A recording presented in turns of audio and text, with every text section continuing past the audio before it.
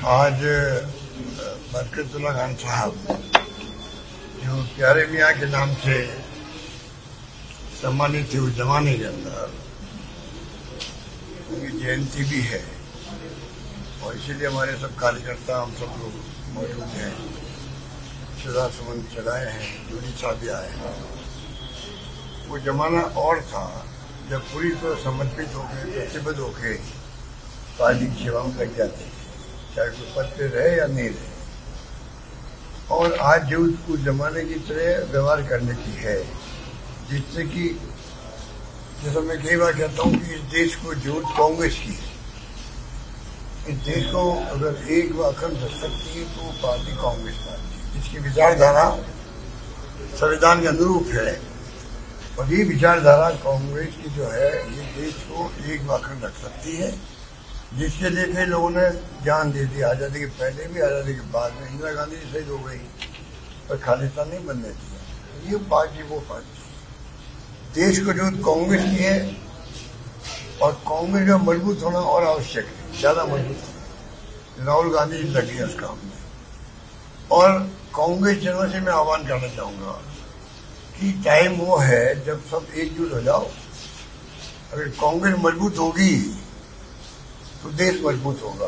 अगर ये भावना हमारी है, उसके अनुरूप भी फिर हम लोगों को सारे मतभेद बुलाओ, आपस के अंदर एकजुट हो और पार्टी को मजबूत करने का काम करो। ये मेरा मानना है।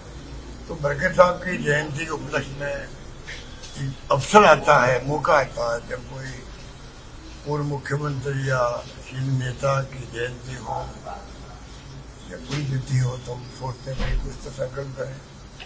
यही भावना मेरी आज की थी। अमित शाह जी ने नए कानून को लेकर अमित शाह जी ने दिया नए कानून को लेकर जो संसद के अंदर लाया गया कि नेता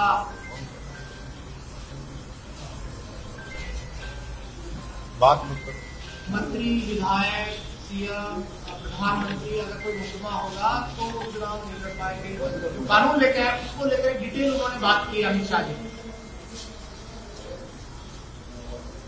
देखिए, अमित शाह जी गृह मंत्री हैं और गृह मंत्री के रूप में उनका जो अप्रोच है बिल्कुल डिफरेंट है, बिल्कुल डिफरेंट है। क्या वो कहते हैं, क्या बोलते हैं। अब एक कानून नया लाने की जरूरत क्या पड़ रही है अचानक ही। इधर राहुल गांधी की यात्रा शुरू हो रही है वोट चोरी को लेके, शानदार रेस्पॉन्स मिल रहा, पूरा बिहार की जनता सड़कों पे आ गई है। और इधर अमित शाह जी अचानक कानून लेके आ गए, किसी को पूछा ही नहीं कि कोई जेल जाएगा, 30 दिन तक रहेगा जेल में, तो वो अपने पद से इस्तीफा दे देगा। इनको पूछो भाई ऐसा स्थिति क्या बन गई देश के अंदर। कितने लोग थे जो जेल में गए और इस्तीफा नहीं दिया, कितने लोग थे। जयललिता जी थी,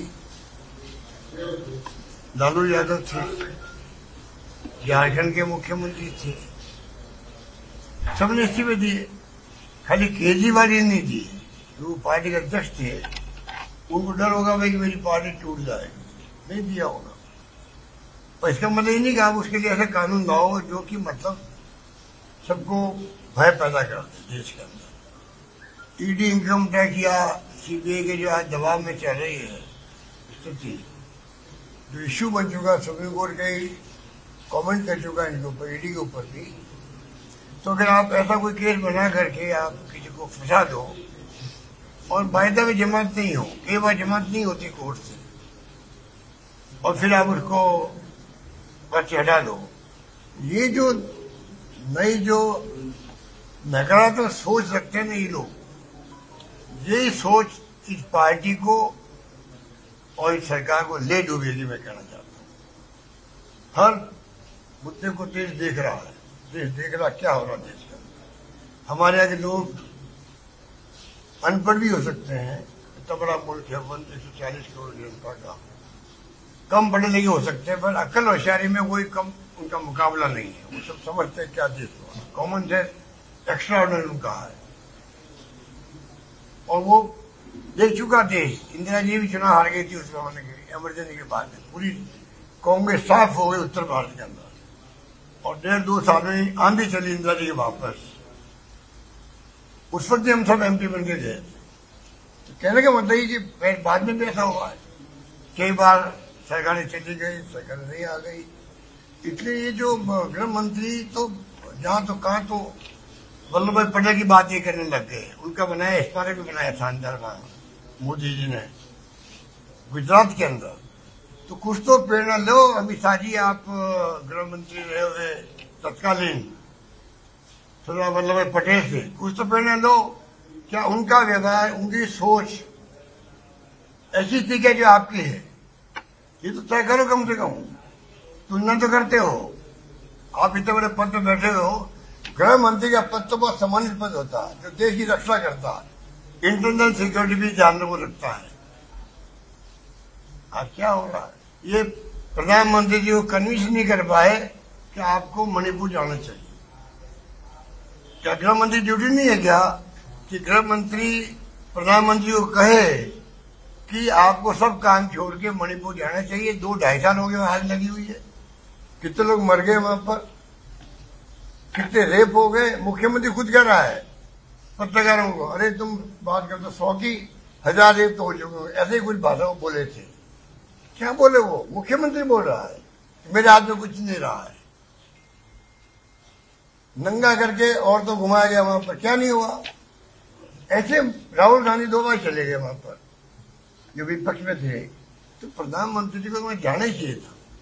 पूरा देश उनको पूछ रहा है। सर उन्होंने ये भी कहा है कि अमित शाह जी ने कि धनखड़ साहब को लेकर सवाल किया गया तो उनका स्वास्थ्य कारणों की वजह से इस्तीफा दिया था, अमित शाह जी ने कहा। देखिए, ऐसा तो उदाहरण आपको पहला मिला होगा देश में नहीं, दुनिया के अंदर। दुनिया में मेरे ख्याल से, जहां तक मेरी नॉलेज है, कि कोई इतने बड़े पद पे रहे। उपराष्ट्रपति किसे कहते हैं? देश का उपराष्ट्रपति। वो देश का उपराष्ट्रपति शाम को 5 बजे तक काम कर रहा है, मीटिंग ले रहा है, और 8 बजे लगभग वो इस्तीफा दे रहा है, और बिल्कुल सीन से गायब हो जाते हैं। उपराष्ट्रपति भवन में है कि नहीं पता नहीं किसी को, किसी से मिल नहीं रहे हैं।